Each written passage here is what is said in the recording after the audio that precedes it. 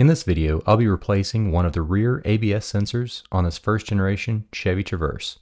While on the road, the ABS and traction control lights suddenly came on, but also for months before the lights came on, this car had been experiencing ABS pulsing during normal braking. Using a scan tool connected to the OBD2 port, it read that there was a code indicating an error in the right rear wheel speed sensor circuit. There are a few causes for this code, but the most common is a faulty sensor. The only tools you'll need to replace the sensor are a 10mm wrench, a pair of pliers, and a slotted screwdriver or pry tool. On the rear wheels, the ABS sensor module is located on the top side of the rear suspension knuckle between the upper control arm mount and the brake assembly.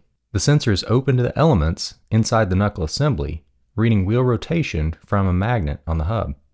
To remove it, start by setting the parking brake, then use the open end of a 10mm wrench to loosen the bolt securing the sensor. Then remove the bolt with your fingers. The old ABS sensor should slide up and out. Now pry the first clip loose from the upper control arm. Don't worry if it breaks like mine did. The new sensor should come with new clips. Just use the pliers to remove what's left of the clip. Now pull off the remaining 3 clips and the rubber bushing. Disconnect the old sensor from the connector on the suspension crossmember in the middle of the vehicle at the rear. Connect the new sensor, then put everything back in reverse order, starting with the bushing, then the upper control arm clips. Pay attention to the correct cable routing, going up and over the upper control arm before inserting the new sensor in the suspension knuckle.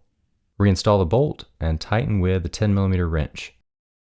Now go back to the OBD2 scanner and erase the ABS codes. If this video helped you, please click the like button at the bottom and subscribe to the channel if you're not already. If you have any comments or questions, let me know in the comments section below.